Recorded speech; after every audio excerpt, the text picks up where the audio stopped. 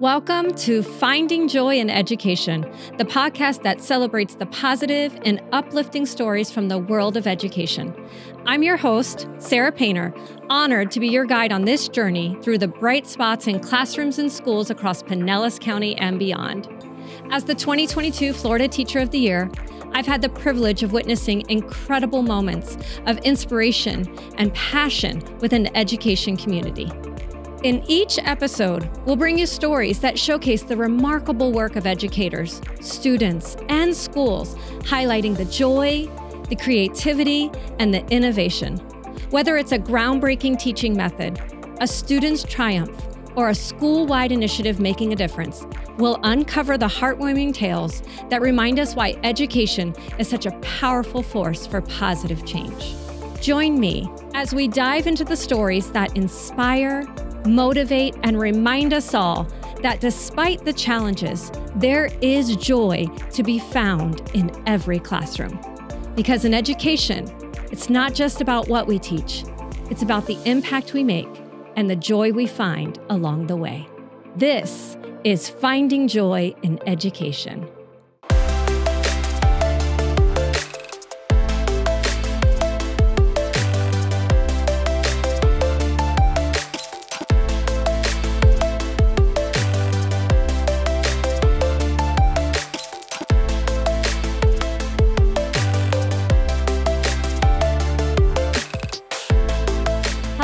And welcome to the Finding Joy in Education podcast.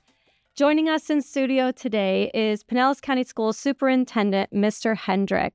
He is joining us for our Leadership Lens segment of our episode 6, Finding Joy Through the Start of a School Year. Mr. Hendrick, thank you for joining us today in the studio. Thanks for having me, Sarah. Of course. So, you are the very first second-time guest on the Finding Joy podcast. So a little bit of notoriety here for you. Even though you've answered this question before, I'm going to ask you again for any of our new listeners. Mr. Hendrick, what's your story? Well, I'm excited to be the first-time second guest. My story's pretty simple. Longtime Pinellas County resident, graduated from Pinellas County Schools. Went to college to become a teacher because I love education and the power of education. And I just happen to be the lead teacher right now and serve as superintendent now, starting my third year here as superintendent, but mostly love just being around our schools, our students, our teachers, and trying to make life better for our 1 million residents in Pinellas County. Simply incredible. Well, I'll tell you, you're doing a great job. There aren't very many places I go that your name does not come up. And you get highly praised for the work that you are doing here in our district. Thank you. So we know we just celebrated becoming an A district. We made history, Mr. Hendrick. This is huge.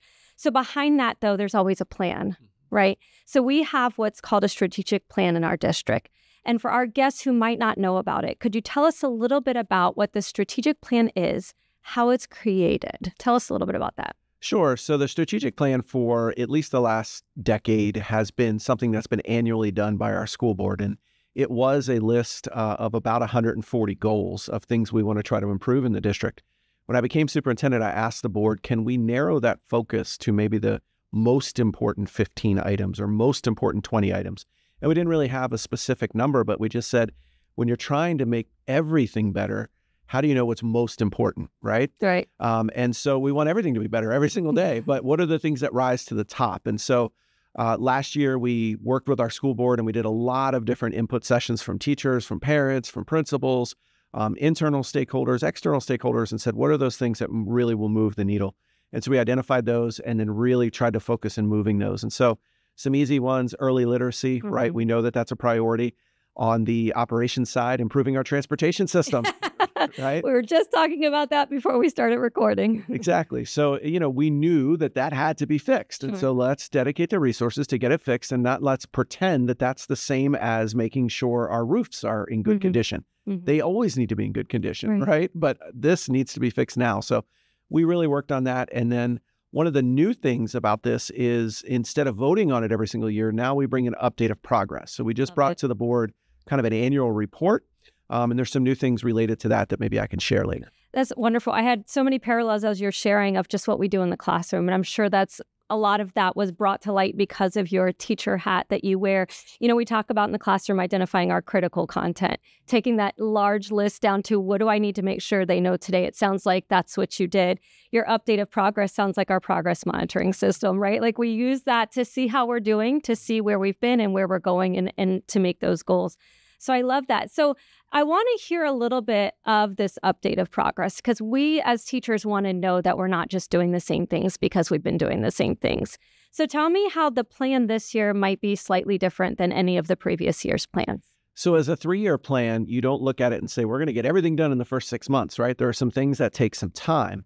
Now, did we think we'd be an A in the first year, even though that was one of the goals? Of course, we wanted to be.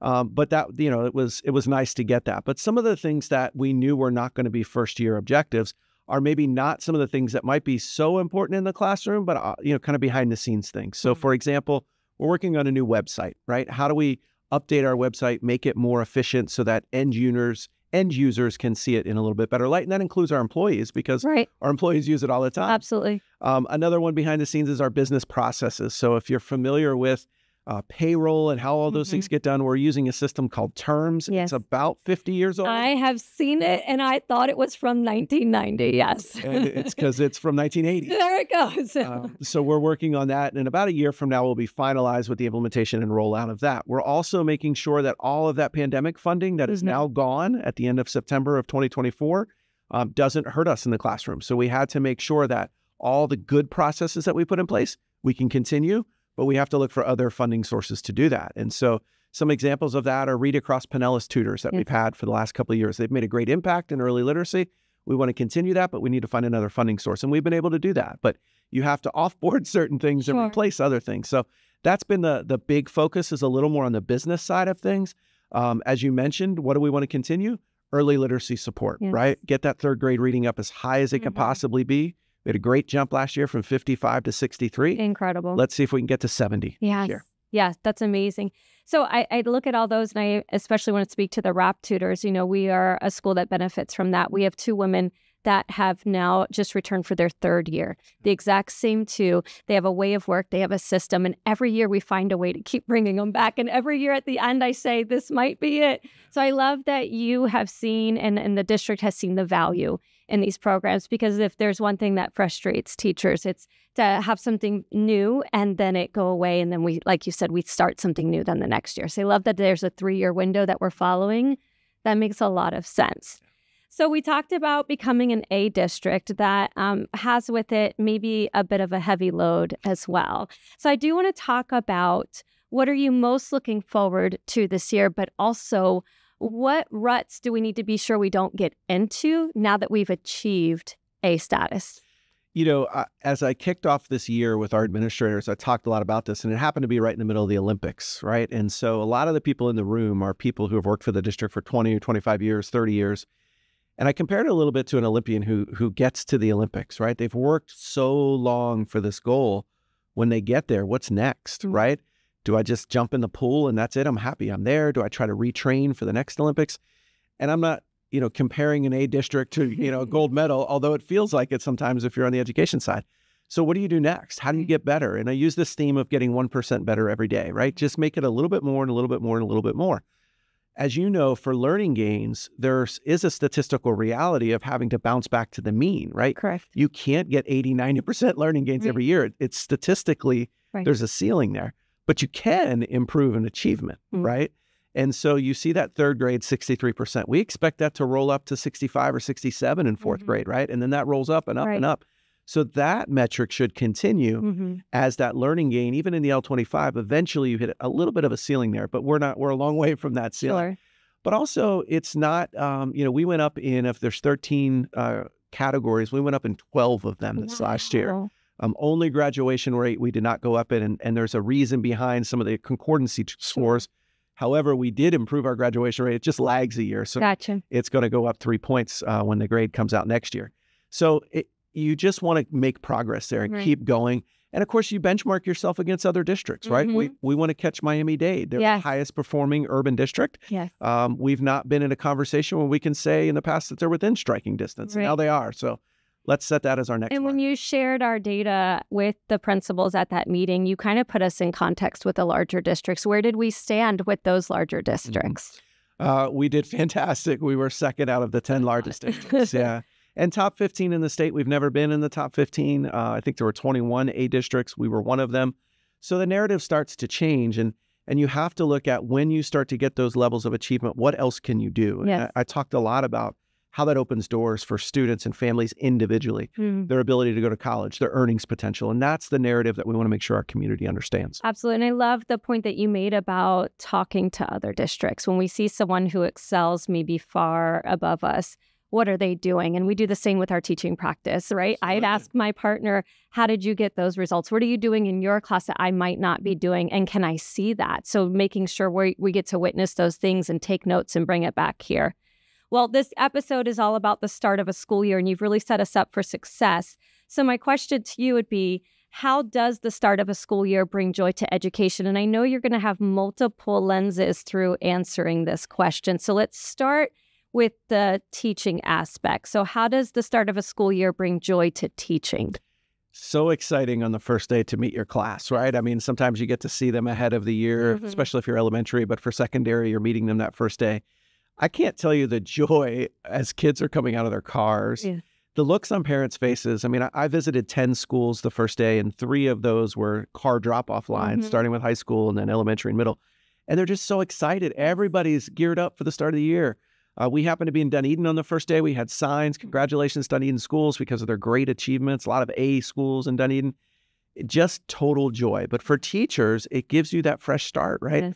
I've got this opportunity to change the world for 18 or 22 or 190 if you're in high school students. And that's just this renewed energy that is, it's naturally going to fall down a little bit after day one, right? But it's so exciting on that first day. But it's also contagious. So if we can get one person to keep that joy going, it can continue to multiply exponentially. Absolutely. What about administrators? How does that bring joy to administrators at the beginning of a school year? Well, you know, there's so much planning that goes in, and I think it's the same way on the teacher side. There's so many things you're looking for, right? How do students enter class? Where do they sit? All these processes.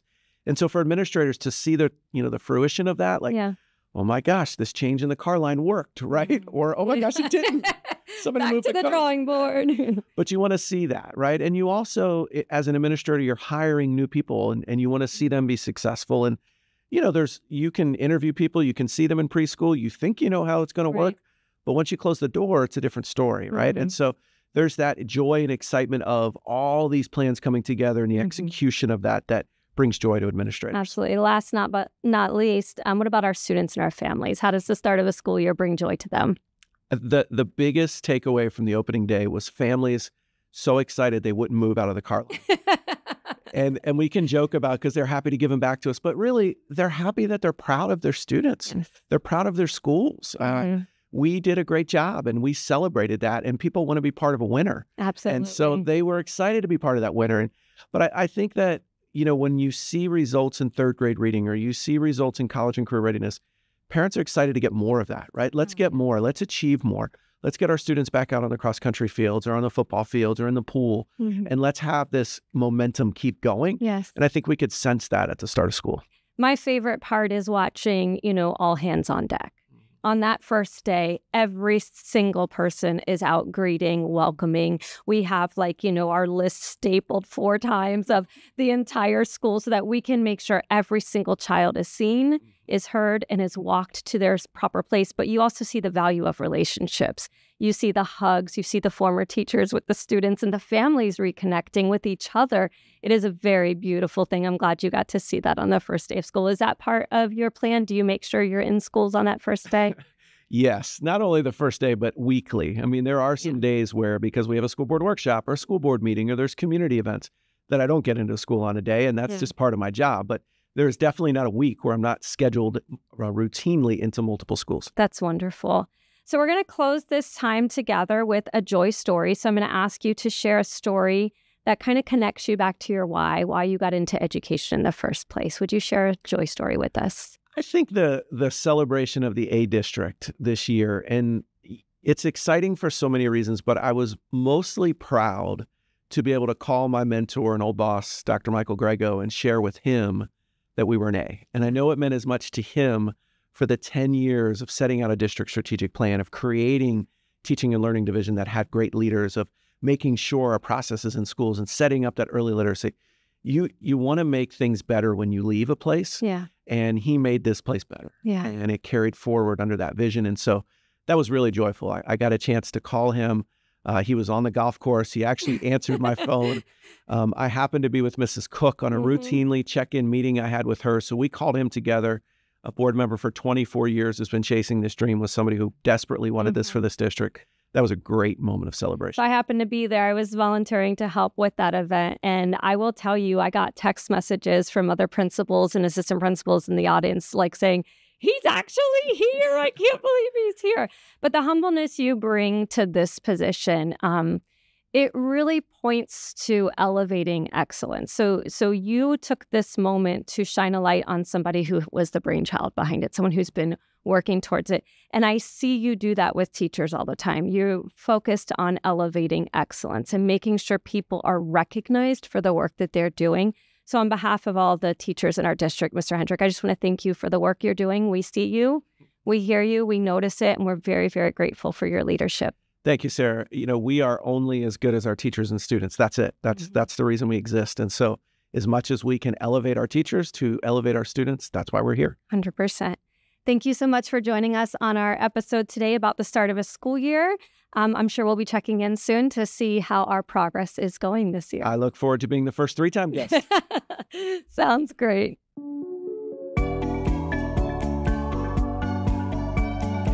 You're listening to the Finding Joy in Education podcast. Today, for episode 6, Finding Joy Through the Start of a School Year, we have Chief Academic Officer for Pinellas County Schools, Donnika Jones, here in the studio for another Leadership Lens segment. Donnika, thank you for joining us today. Thank you so much for having me. Donnika, I like to share with every single guest a question that brings out the context of what you're doing. So my first question to you is, what's your story? What's my story? Well, that's a fantastic question.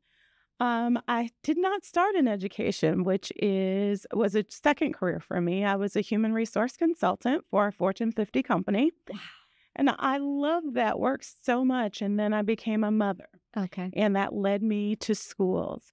I figured if I could teach adults how to learn and behave, I could certainly teach children how to learn and behave. One would think. Absolutely. I came to teaching and I absolutely fell in love. And I've never wanted to leave. And so that is my school story. I absolutely love school, everything about it, and cannot imagine not driving to a school one day. Tell us a little bit about some of the positions that you've held, beginning with classroom teacher. So I was a classroom teacher for a while. Actually, I was a classroom teacher for about 12 years. Absolutely loved it and really learned to grow not only my class and my professional expertise, but also I was able to grow and learn from other incredible teachers. So that was a wonderful experience. I did not so well as a teacher on special assignment one year. I was a technology specialist, and anyone that knows me knows that I am not a technology person. However, I was able to run groups that year and really learned how to move a struggling group of scholars school-wide to really change the trajectory of our school.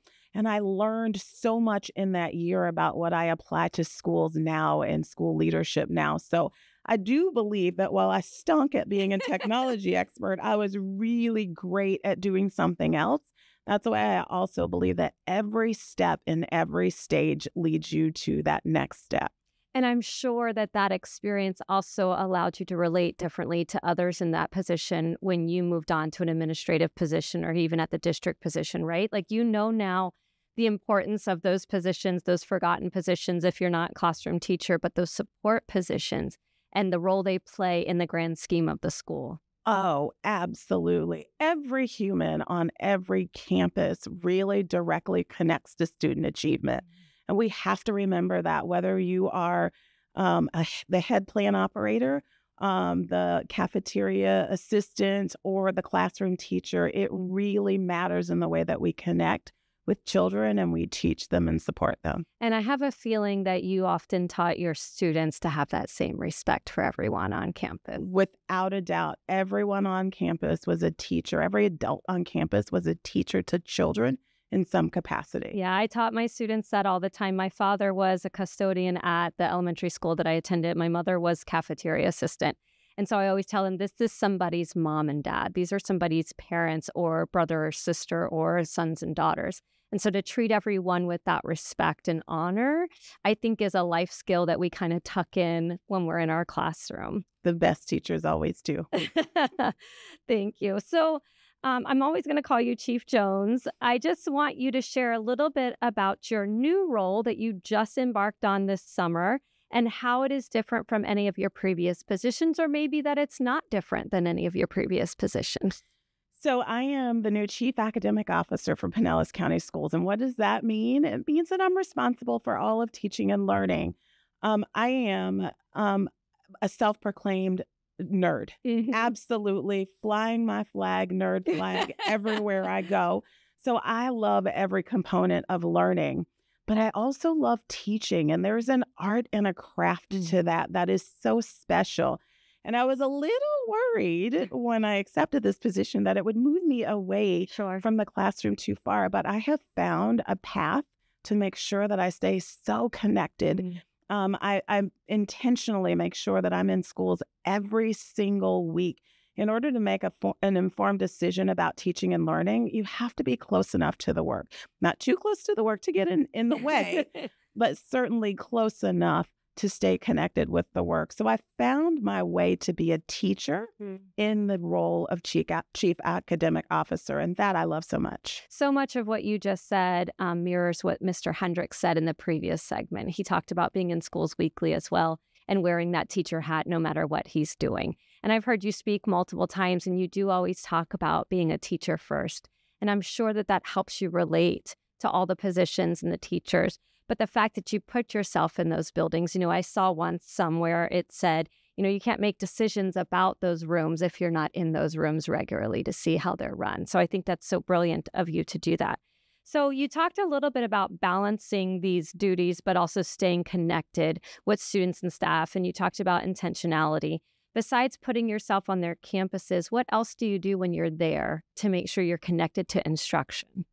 So I really celebrate teachers, and I really like to do that. I like to leave a love note or either connect to the level of currency that a principal has to show recognition to a job well done.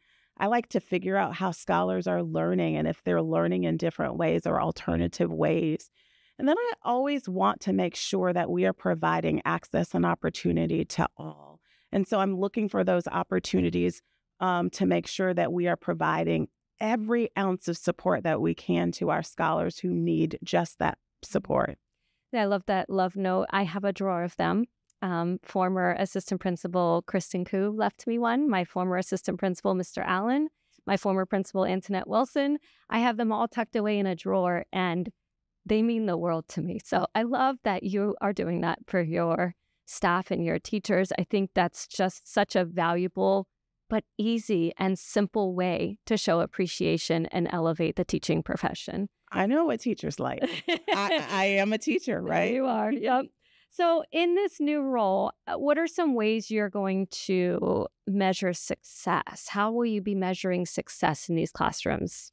So I think we measure success in all kinds of ways, but the best way for us to measure success is to make sure that we don't miss any of our scholars, right? In a granular way, I think we measure success by making sure and ensuring that we put into practices that we're watching each and every scholar as we move our entire district toward our district mission, vision, and goals.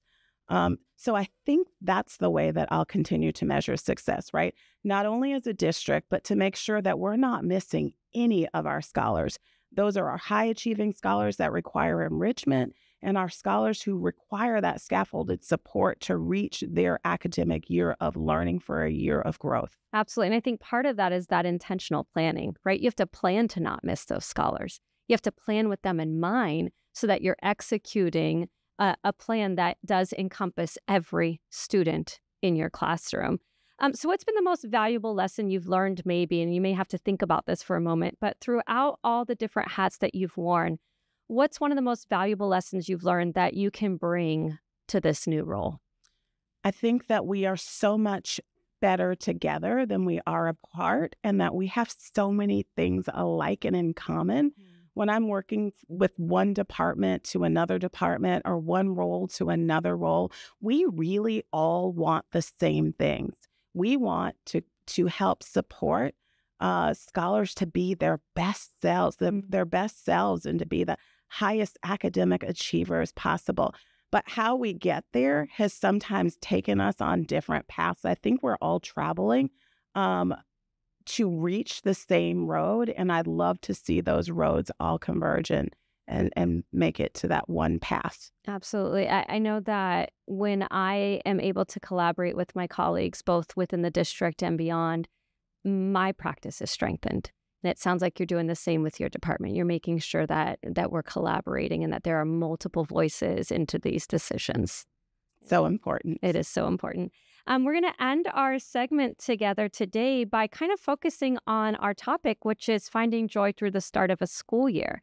So, Chief Jones, how does the start of a school year bring you joy? So first, I'd like to say that I grew up in a family where there were 5 children, and the beginning of the school year was always exciting, but I was one of those kiddos who was very nervous. Yes. I could hardly sleep the night before. And so I love the start of a school year. I love everything about school and the first weeks and learning everyone. Although it's nerve-wracking and it's really hard, it's really, really great.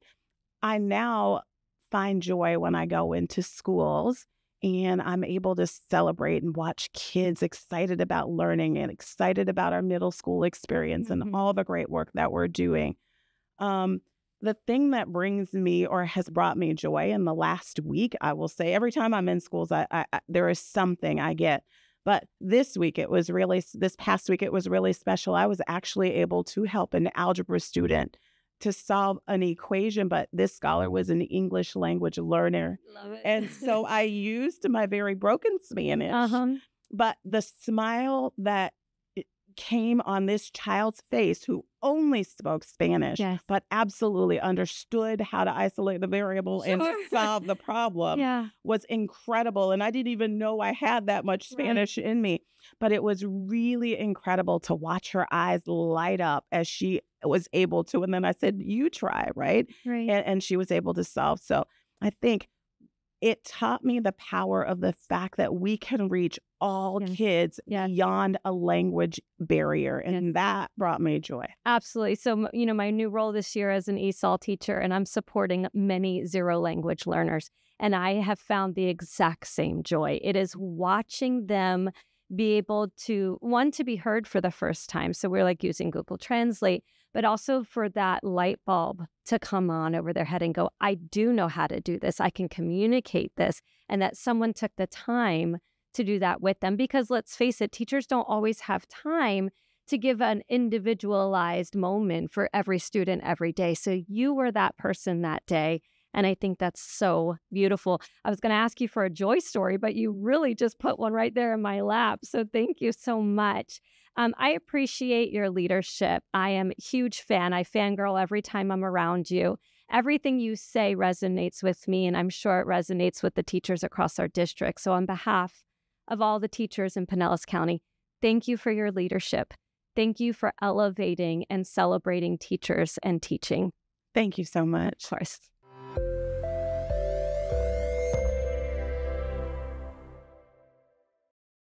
You are listening to the Finding Joy in Education podcast. For our third segment today, my favorite segment, the Finding Joy in Education segment, where we bring in teachers from across the state. But today, they're right here from Pinellas County, and they're going to share some stories from their classroom as we focus on finding joy through the start of a school year. Joining me today in the studio, we have Asmanda Espinoza. She's an algebra and pre-algebra teacher at Seminole Middle School. We also have Fabiola Matos Ruiz, who is a Spanish 1 and 3 teacher at Eastlake High School.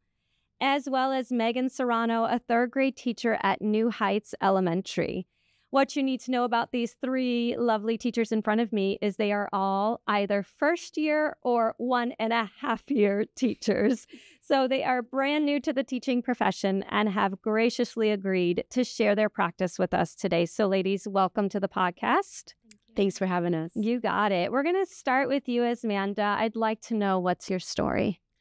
So I'm originally from New York, and I have always been into education. It's been my thing since I was a child. I love learning. Mm-hmm. So while I was doing my bachelor's degree, I realized that I was really good at explaining concepts to my peers around me and that they would seek me out for help. And so I said, oh, okay, so then I'm good at explaining things. And I never thought about teaching immediately. I always thought that I would do probably something in industry, something along the engineering field. And so after I graduated with my bachelor's, I did research for a few years. Wow. In a spectroscopy lab. I don't even know what that is. So it's a laser lab. And so my family moved to Florida, and I followed them and came to Florida, decided to continue doing my master's at USF. Okay. And when I got here, I said, you know what? I think I'm going to apply for the teacher certification. And when it came through, it was so surreal. I was like, oh my gosh, I can teach. That is so great. So that's how you ended up in a classroom. And I set up an interview with my school, and I got hired, and that's how I became a teacher. That is so great. Fabiola, what's your story? Well, I think I come a long way. When I was little, I was not that type of student that loved school, but I love learning. Mm-hmm. And from a young age, like, I admire all my teachers. And I remember when I was little, for career day in kindergarten, I said to my mom, I want to be dressed up as a teacher. Like, I want to represent my teacher. And I know a lot of, like, younger kids do that while they're, like, in school. Sure. But then, like, I was growing up and I was, like, confused. Like, do I really want to? Because unfortunately, society tells us so many things, like, you should do this, you should do that. Yeah. And I shut out that part of me, like, wanting to become a teacher. So I went on for college. I did political science and I did my master's in public administration. But I was realizing this is not what I wanted to be. Like, I want to do more. And I remember I was in college my last year, and I had this professor. We were discussing social problems happening in Puerto Rico. And I see, like, if I want to make a change, like, I want to be a leader, sometimes we got to start them at a young age. So I say, like, I can do this from the teacher level. And when I finished my master's, I moved to Florida, and I said, like, I want to do teaching, but I want to get first that, get to know the system here. Mm-hmm. So since I didn't have my certification, I haven't applied or anything, I started as a bilingual assistant. So I started working with the EL kids. Mm-hmm. And it was only for a year. And I said, this is what I want to do. This is meant to be. And I enjoyed so much. And I say, okay, it's time to move on. It's time to let those fears go. And I applied for my certification. My certification arrived, and I started applying to schools. And I got a few interviews, and I'm so grateful that I'm here and I'm doing something that I really love and I'm passionate about. That is so great. I love how both of your stories kind of started with not knowing this is what you wanted to do, but once you tasted it, you couldn't do anything else. Yeah. I love that. Megan, what's your story? I'm originally from Fort Myers. I always wanted to be a teacher. Since I was like 3. My mom still has all the popsicle sticks of, like, all my little baby dolls that I used to teach and stuff. But I really, like, had that passion since I was in 3rd grade. Full circle moment, because my 3rd grade teacher is, like, why I wanted to be a teacher, and I'm still in great relations with her to this day. But I graduated from University of South Florida with my bachelor's in elementary education, and I am now a 3rd grade teacher, and I absolutely love every aspect of it. Well, let's dig right in. I want to feel like I'm walking into your classroom. So I want to hear a little bit about what the start of a school year means to you and what the new school year means to you. So I want to begin by asking you, and I'll just ask each of you to briefly answer this. Esmanda, how have your expectations of teaching compared to the reality of the first month of school?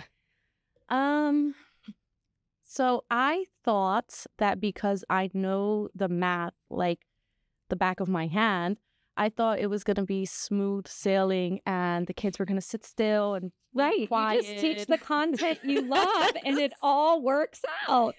And this is what I'm thinking. I'm like, this is going to be great because I love math. I love to see people understand math. And so they're going to understand it. This is going to be great. And so what I noticed is that, they're children. Yeah. And they like to move around. Yeah. And they like to mingle and chat. And so the expectation was that there would be just a quiet class that would sit still and listen. And it turns out that kids are kids and they want to move around. And it reminds me that when I was in that grade, I was the same way. And I wanted to move around and I wanted to chat. And so it's finding a way to gain their attention, gain their interest, and help them to learn and know how to behave in a classroom setting is entirely new for me. And I wasn't, I guess, anticipating that aspect. Sure. Yeah. Absolutely. And the fact that you figured that out already with a month in, you're on master teacher level right now. So that's pretty incredible. Fabiola, expectations versus reality. Tell me. So I had a lot of expectations. I think some of them I fulfill already. Like not bad ones. It's not as bad as they told me. Like it's not bad at all. I'm like my stepmother is a retired teacher. My step-aunt, she still teaches back in Puerto Rico. But then I feel like people outside of the teaching profession were telling me so many stuff. And I felt so like, this is not it. Yeah. So I think my first week I was freaking out. Like I was so scared. Like, why I'm scared? They're kids. Like I'm going to teach in my language, my first language, Spanish. I'm like, I've been speaking Spanish my whole life, but now I have to teach it. Right. And then as she was saying, like, you expect like a quiet environment, all that. In my high school, they behave a little bit like more. Some of them knew me already from the other school I was as a bilingual assistant, which has been good. I didn't expect maybe so much work, but I love to work. Like I need to get my stuff, my hands in something. If not, I'll get bored. So I feel like so far it's been so good. That's so good to hear. And we were chatting before we started recording about how every day you get a reward when you're a teacher, right? The reward is immediate. You get something every day to walk away going, that worked well. That didn't, but that worked well, right? Like you can always find that one good thing in every day. And I think that's what keeps us coming back. Megan, reality versus expectations. Yeah, I feel like for my expectations of the first week of school, it kind of was similar, but also differed than what I thought it would be. I knew going in there would be a lot of planning and a lot of work, but I didn't fully realize how you would have to change right on the spot. Yeah. To just really differentiate for each different student and really figure out like where I need to push them. Right. To put like right on the spot and unexpected events. Oh my gosh. You have to pivot at all moments and be ready for it. Yeah. And that definitely comes with practice and experience. So the fact that you've already all three kind of figured that out, that there is a lot of moments that cause you to reflect, but then enact on that reflection. And I think, again, that's one of the things that we do years down the road as master teachers. And you guys have such strong mentors in your school already that you have people kind of cluing you into this already. Yeah. You're ahead of the game. It's pretty great. So our episode is about finding joy through the start of the school year. So my question to the three of you is, what so far has brought you the most joy? If you could sum it up in a few sentences, what has brought you the most joy so far? And it's only September. Megan, I'm going to start with you and we'll go that way. Yeah, so I feel like the aspects of my role have so much joy in it. And I feel like the biggest thing is like building connections with all my students. It has changed drastically from the first day of school to now. They just have joy every day coming in the classroom. And I would say my administration too. I have the best admin ever. So they really bring joy into my everyday classroom. It makes you want to come back every day, but that's exciting. What makes the kids come back. And I would say just a new day every day. It's not like we're going to work doing the same thing every day. So it's really exciting going to school and work every day with something so new. Good. Fabiola, what's bringing you joy so far this year? I'll say the students as well, like getting to know them a little bit more every day, building those strong connections since day one, which I think is very important to keep them engaged in the class.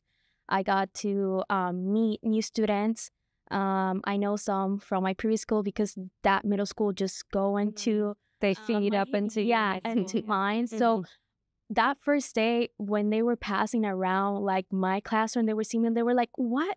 It's you?" I'm like, "Yes, it's me." And they were so happy to see me, and they're like, "Oh, I have you."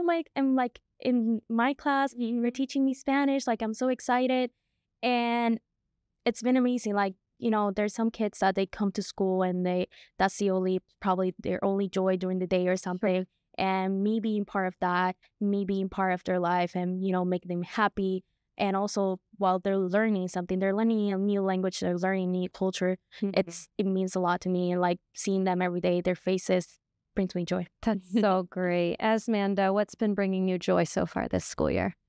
A few things. So, Megan, Yeah. like Megan said, and I hadn't thought about it explicitly, but hearing her say it was like, okay, I relate so much.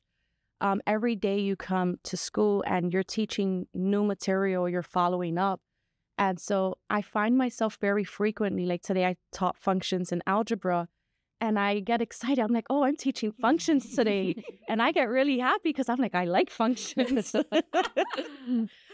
So that's one thing that brings me joy is like I get to like revisit these math concepts that when I first encountered them, they were so exciting. And now I get to revisit them, relearn them, and now teach them to my students. And it's so fun. But making connections with my students is a big part of what brings me joy. I had a student in algebra, and I kind of got the impression that he wanted to make the others like him. And so he was acting out a bit. And so I had a conversation with him one-on-one. And I told him, I said, I think that you have so much potential and I know you're going to do well in my class, but if you're goofing off, it's going to make it difficult for you to do well. So I need you to straighten up now because you're asking me questions and I just explained the concept. So if I have your attention, we could eliminate that part where you're missing what I'm saying. Sure. And so he got a little teary-eyed and it broke my heart. And I'm like, I don't want you to feel bad. I'm telling you this because I know that you're going to do well. And then he says to me, he's like, I don't do well in math. It's just not my thing. And what I've known to be true is that a lot of students look at math as this big monster, like it's a defeater for them. Yeah. And so I told him, I said, no, I'm sure you're going to do well. I want you to pay close attention moving forward, and we'll do a few tutoring sessions during lunch. And after we had that conversation, he came in with a whole new energy to him. And we did our tutoring sessions, and I gave my first exam, and we struggled during tutoring. And we sat there and struggled with the math, and I answered his questions. He asked me again and again, and we sat there and struggled. And then he scored a 90 on his first test. That's great. And it was not an easy test. Right. Yeah. And I was just so proud of him. It was really fulfilling for that. And it just goes to show that when you provide accountability, when you hold them accountable and you pour into them, but also with the I believe in you part of it, right? I need you to do this, but I also believe you can do it. Right. And you back it up with actions. They will move mountains for you. Yeah. And you're learning that already. Yeah. That's incredible. So I do want to talk a little bit about maybe some of the challenges that you guys have been facing since your expectations and realities haven't always matched. Would you share with me maybe one challenge that you have encountered this year and how you got over that challenge to move forward? So Esmanda, we'll start with you. So one challenge for me was the chattiness during class, and it still is a challenge. It's still something that I'm working through with them. I constantly remind them that we're in a classroom setting, and I use some negative reinforcements, some positive reinforcements. So I remind them, like, you know, this is a time to learn, and if you're chatting, then you're taking my time away from teaching, and the peers, your fellow students, you're taking their time away from learning. And so I'll just have to take your time and assign you lunch detention, which is your time to truly chat. Right. And so that usually perks them up. You don't want lunch detention. And then also I tell them, hey, if you guys are sitting and doing your work, and when I've taught you how to do the problem, I will give you group work, and that's your time to chat about the math. But it is your time to, like, you can even switch groups if you'd like. You just have to be productive, and that's your time to chat. And also I let them know, like, I do positive phone calls. I'll call home and I'll let your parents know, like, hey, your child is a rock star. Like, they're doing what they have to do. So those are some things that I've implemented that have helped. And I'm still speaking with my mentors at work, at school. Perfect. And they're helping me. Yeah, and I think it's so important to balance and to hear that your students need to talk and to take that as an asset instead of a deficit. So like you said, you've now utilized that into your group work. Yeah. So seeing, okay, I know they need to talk, not just shut it down, but teaching them which environments that it's appropriate to do that in and which parts of your school setting it's not. And I think that's so great. I'm glad that you're able to do that. Fabiola, what is one particular challenge you've encountered this year? I think I'm going to pick up for him as well. Chattiness, I think, is one of the biggest issue, but I try like to put me on their shoes. I was in their like school age. Like I wanted to speak to my friends. I wanted to chat with my friends. So what I've been doing so far is like, okay, while I'm taking attendance, you got to quick, and you can speak to your friends, but don't make it like as loud that I cannot see like I'm taking attendance. I don't see you, like you're up and you're not in your seat. So I've given them that time to like catch up, and then, okay, it's time to do a class. And also like sometimes class periods are long and, you know, your mind, like the focus, you only have a certain period of like, okay, I'm focused, and then like, okay, you need a brain break. So I do brain breaks. And okay, I ask them like a random questions like, today we were doing in the class, we introduced our new unit and we're doing our vocab. And there was a sentence in Spanish, like, about like someone going to a store, and the store was Costco. And I'm like, okay, let's do a quick question. Costco or Sam's? And they were like so invested in it. And then they talked like why this one is better, why this one is like not good. And then we got back to class. When I give them that little time, okay, you can be chatting a little bit, but then we're going to class because we want everyone to learn. You don't want to disrupt others' like learning environment. And I don't want to be the whole class calling for your attention. It's not going to be good. It's going to be messy. So I think implementing those like little things. Like, and Fabiola, what else you did there was you made learning relevant. So you took a word that was in a sentence that they were dictating or reading, and then you brought context to that word, and you let them share what Costco means to them in their lives. And that's where learning becomes relevant, because what we hear from students all the time is that, why do I need to know this, right? What does this have to do with anything outside of this school building? And you probably inadvertently didn't even realize it, but you're giving that context to them. So that's wonderful. Megan, give us a challenge that you've had this year and how you've overcome it already. Yeah, so I actually only started with 13 kids. And after that 10-day count, kindergarten unit had to move to third grade because we have a lot of third graders. So I got put to the challenge of not being self-contained anymore and teaching all subjects. And I now have 30 children. Oh my God. But I love it. They're like the best scholars ever. And it was definitely a big adjustment, like after the third week of school, having to reteach my expectations, but putting them back on track to not be behind. So that was probably my biggest challenge, but I love it. It's so great. I mean, I say it's so great that you've got to experience it, because in my 22 years, I can't tell you how many times that's happened to my own classroom after the 10-day count, either losing kids to give to a unit or gaining kids because of a lost unit. So that is a fact of life in our schools and in our classrooms. So it was kind of beneficial too, like, because I teach all 4 subjects when I did have 14 scholars, and now I just teach reading ELA. So I feel like I have more time to really solely focus on one subject and really dig deep into the content. Absolutely. Absolutely. All right. So I could sit here and talk to you guys for hours, but we're going to wrap it up. We're going to ask our very last question. Our last question is to share a joy story. So when I ask you to share this story, I want you to think of either a student, a colleague, it could be a former teacher of yours, it could be an administrator, anyone that you've encountered that you have a story tied to, that when you tell it, it reminds you why you are a teacher. So Megan, I'm going to start with you. Would you share your joy story with us? Yeah, so I have a particular student in my class who struggles with reading really, really hard. And we just did our previous portfolio. And we worked one-on-one a lot of really sounding out in our small groups and not just skipping the word if you don't understand it. So we've been working on breaking apart the word, and she scored a 100. So. Oh my gosh. Yeah. Wow. Yeah. So when I told her, she was like, oh my gosh. But it's really exciting because she's like, call the principal to come watch me read.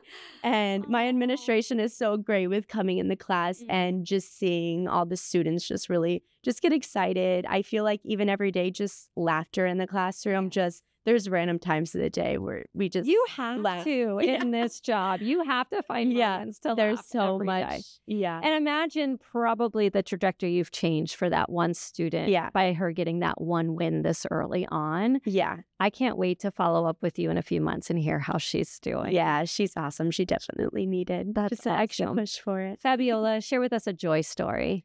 I'm going to talk about this particular student that touched my heart like really good, real hard while I was in middle school. It tears me out a little bit. That's okay. They usually do. Like, this kid came from Venezuela last year and was like one of my students from the ELL in middle school. He was having like such a hard time, adjusting, coming from a whole different country, the language and all that. And I remember he struggled a lot. Like, he will come to me crying, and I felt so bad because I know like how hard it's to like move from your country, absolutely, to a new place, right? And he did amazing. He finished like his middle school so good, and I remember that last day I just said goodbye. Yeah. And now he's my student again. Oh my God. So it happened again. And when he saw, I didn't tell anyone. Like, no one knew like I was gonna like do my teaching like certification and all that over summer. Like, they thought I was gonna stay in middle school being a bilingual assistant, and they say their goodbyes and all that, and I was like, I couldn't. I have goosebumps. I am so happy he's with you again. That is incredible. So, sorry. I remember when I got the position, I was talking to my parents back home. Like, they're gonna see me. Like, I'm so happy that I will get to be with them. And like, through their like high school journey, like for these kids, it's so hard to adjust. And I want to help them, like, being successful in high school and outside of high school. Like, I want them to go to college. I want to do so for them so well in their personal aspects and outside of school.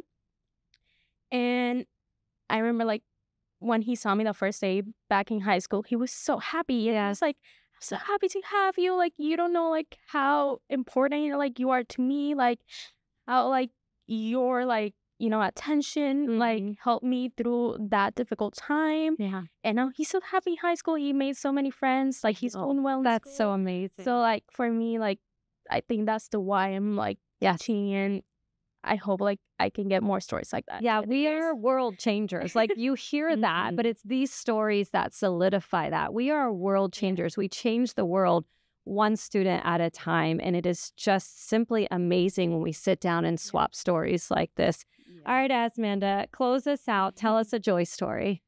While I was doing my bachelor's, I had a professor, and I had him, I think it was for 3 different math classes, and I would actually seek him out when they would list the courses for enrollment because I had a really good learning experience the first time. So took him for 3 classes, but I learned from him not only how to do the math, but also how to think about it. I would see him at the board as he was working out a problem, and sometimes he'd take a step back and look at it, and he'll talk to himself for a minute, and then he'll reason out loud, and I'd hear his reasoning. I'll see when he takes that step back. And then as I learned how to do the math, I'm like, okay, maybe I need distance from the problem because I'm too close right now, and I need to take a step back so something can show up that I wasn't seeing previously.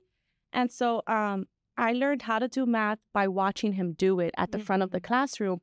And so when I started teaching, I said to myself, like, I want to be like him. I want my students to not only see me working out a problem at the board, but I want them to, like, hear my reasoning and my thought process. And I want them to find joy in mathematics, even interest in it, and find, like, that reasoning that happens with the subject and just learn in that way also.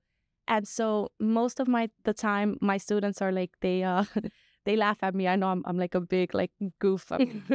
So when I make mistakes at the board, one thing I told them is I am very impressed if you guys can correct me when I make a mistake at the board. And I encourage you to please raise your hand and correct me, because not only are you helping me, but you're going to help your students, your fellow classmates if you do that. And so they laugh at me when I'm up there reasoning to myself and talking to myself, but I'm hearing them starting to follow my logic and my reasoning, and I'm like, okay, great. And they are so thrilled when I make a mistake, and their head shakes. Miss Espinosa, where are you supposed to flip the inequality sign? And I'm like, oh my gosh, amazing. It's like, so it fills me with joy because I see that they care, they want to learn, they're interested, they're invested. Yeah, and it's really good. And the life skills that you're tucking in of being a reflective learner, about thinking about your thinking and narrating your thinking and kind of inviting others into your thought process, that goes beyond school. So incredible. Ladies, I have just had the best afternoon here listening to you. I think we need to continue this at another time, but I can't thank you enough for representing the teachers from Pinellas County, especially our brand new teachers. If they are anything like the three of you, we are in good hands. So thank you so much for being here today. You're listening to the Finding Joy in Education podcast. Thank you for joining us. And as always, I hope that you find joy in your classrooms, your schools, and your communities. Hello, my name is Connie Call, and I'm the 2023 Nevada State Teacher of the Year. The beginning of the new school year brings me so much joy because it's like a new start, a blank slate that I can build and create. I look forward over the summer, making things sparkle and shine for the kids, writing their names so precisely, hanging things up neatly and in order.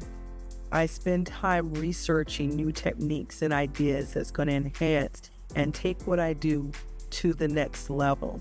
It's almost like I'm planning a learning party for 20 of my newest friends that are coming in, and I want everything to be just right.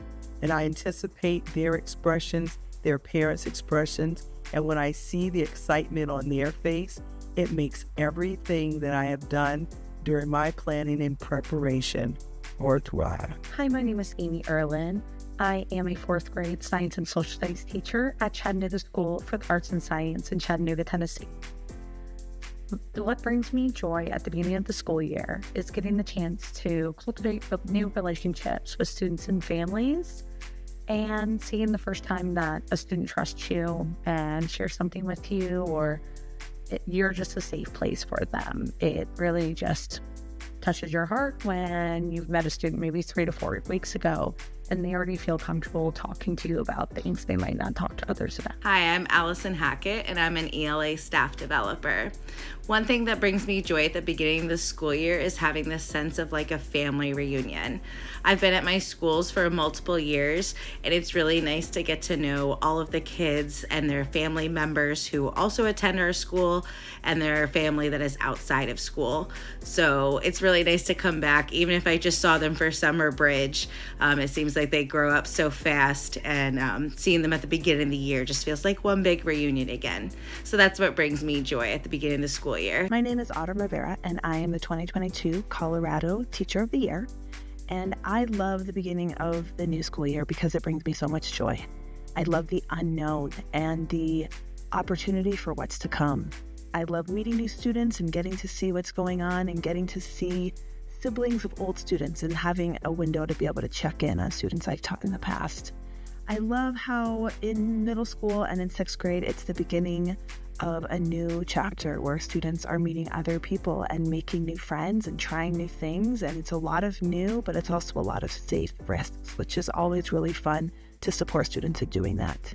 Every year, we get to build a new family in my classroom and get to support each other and create a learning community that we get to work with throughout the rest of the year. And so it's always a really fun time, and I'm excited to start off this year. This is Hari Krishna, an English teacher from Andhra Pradesh, India. Here I would like to share a very interesting fact. What brings me joy in the new academic year for me? In fact, my students' smile brings me joy, to get back to my school.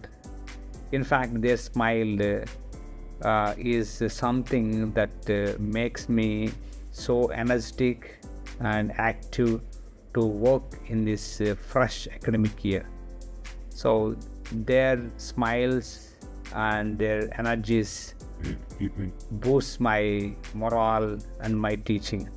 Thank you so much for giving me this opportunity to share my feelings. Hello everyone, my name is Judy Banfield and I am the Citrus County 2022 District Teacher of the Year. And I would just like to say what brings me joy every new school year is just knowing that I get to see my previous students, but I also get to know and meet my new students and help to guide them and create with them, and I truly get to learn from them. That's what gives me joy, is each year I get a new batch of kids that shape me into being better, and I really love learning from my students. Yes, they love learning from me, I hope, but the bottom line is I really love learning from my students, and that's truly what brings me joy. Hi, my name is Leah Porter, and I'm the 2022 Michigan Teacher of the Year. How I find joy at the beginning of the school year is helping students to establish a reading community that will last the whole year through. And by doing that, I want to hook them in immediately with really great books that they're going to find a lot of joy, excitement, and engagement in, especially picking that first critical read aloud, like The Wild Robot, or starting with really dynamic picture books that help kids talk about community and identity through things like The Day You Begin and The Perfectly Perfect Wish. By establishing these routines early, I find joy in helping kids find books and find all the things that they love about reading. And if they can't find that perfect book, I spend as much time as I can helping them to do so. Hello, my name is Leanne Norris. I'm a 6th grade math teacher at Hamilton County High School. I was the 2020 Hamilton County District Teacher of the Year, and I was also a finalist for the state of Florida. Super excited. Yes, it's the 4th week of school for me, but I want to talk about the joy that teaching brings at the beginning of the year. First of all, I get to make my family even bigger. I have 80 new students with 80 new family members. I'm so excited to introduce myself to them, to share my passion about learning math with them, to share the Avengers with them, and to get them excited about their education. So that is how I find joy in the beginning of the year. Hi, I am Misty Lyons, and I am a training specialist. It's been a little while since I've been in the classroom, but I definitely miss the beginning of school because I always felt like it was a fresh start for students, it was a fresh start for me, and there was always that excitement of what I could teach my students. And I do miss having that time when you walk into that classroom for the first time with those fresh faces and you are embarking upon a journey with them, and the rapport that you will build and the fun times that you have, and just watching the progress of the students from the beginning of the year until the end of the year. Hi, my name is Nicolette Barone, the 2024 Hillsborough County District Teacher of the Year and 2024 President's Award of Excellence in Math and Science Teaching Florida State finalist. One of the things that brings me the most joy at the beginning of the year is just getting to start with a new class and creating a new family. At my school, I've taught so many of my students brothers, sisters, cousins, and other family members, and so they hear all these rumors about what it's like to be in Miss Pearl's math class. And when they're here and I get to unleash those surprises and let them experience the magic, it is one of the most incredible sights to see every year because it's always a different reaction. There's pure excitement, there's joy, they're just in shock. In the past 5 weeks, we've attended the Kentucky Derby, we have gone to the Sandlot, and we've also done the NFL Fantasy Draft. The beginning of the year is quite possibly one of my favorite times, and it brings me so much joy and happiness. Hi, this is Karen Collier. I'm a senior PD coordinator with Pinellas County Schools. And what brings me joy at the start of a school year is the excitement of the teachers and the students coming back to meet each other for the first time and all of the possibilities and potential a new school year holds. And just really seeing that happiness exuding from everyone to be back together and ready for a fresh start.